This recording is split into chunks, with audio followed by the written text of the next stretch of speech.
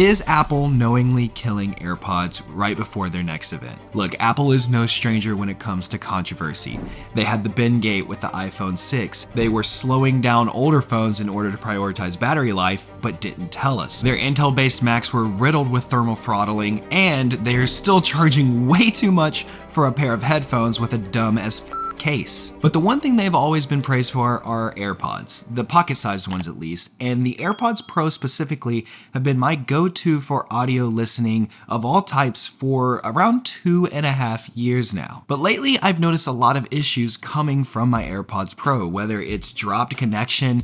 A lot of the times it only registers that I only have one AirPod in when I have both of them, and also lately when I'm on phone calls, people tell me that I somewhat sound robotic. Now, for the most part, I thought this was just an isolated issue, so I didn't think too much of it. Tech that is constantly used will constantly degrade. There's no way around that. But I started to think about it, and around this time last year, before the Apple event, I started noticing some issues with my AirPods Pro, and that event was actually largely rumored to release the next generation of the AirPods Pro. I started noticing that the active noise cancellation slowly got worse, and it was just giving me a worse sound overall from my AirPods than when I originally purchased them. And as we know, that event went by, there were no new AirPods, and Apple actually released a recall for the exact issues that I was having for the most part, so I kind of just waved it off again. Now that brings us to this year. We are all but confirmed to get new AirPods Pro at this September event, and it is long overdue. But as this event gets closer, I'm starting to notice more and more issues with my AirPods again. I'm having more dropped connections, improper switching between devices, and my Find My will often tell me that I've left my AirPods behind when they're in my ears or in my pocket. But the worst of all is that I've been on phone calls lately and people tell me they can't even hear me. And this isn't just isolated to my AirPods. I've noticed this coming from Nicole's, I've noticed this coming from my mom's, my brother's, and several of my friends who all have AirPods as well. It seems like there has been an uptick of issues lately. So the timing is just a little eerie. Is Apple doing something to try to push people into making a new purchase? Well, the answer is no. Look, as much as I'd like to believe that there's some giant conspiracy out there, the fact of the matter is that if you're like me and you're watching this video, you're probably keeping up to date with the latest rumors and the new products coming out.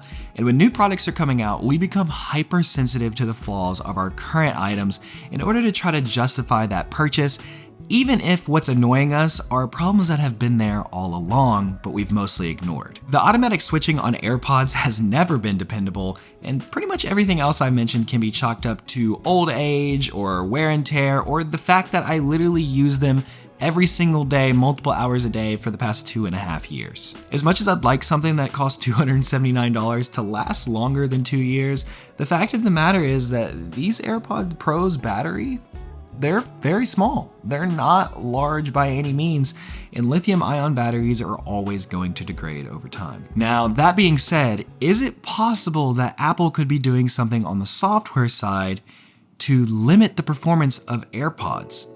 Absolutely. And I would actually welcome this. You see, AirPods were never meant to be a high audio experience. They were meant to be convenient. And so if Apple is making the decision between choosing whether I want my AirPods to work longer or work at 100% all the time, I'm gonna want them to work longer. I don't wanna constantly be pulling them out to recharge. I would much rather listen to a full album at 90% of an AirPod's capability than listen to 3 songs at 100% before I have to take them out and recharge. So while yes, technically Apple could be limiting their performance, they're doing it for our benefit. And it's not like with the phone where you didn't have the choice.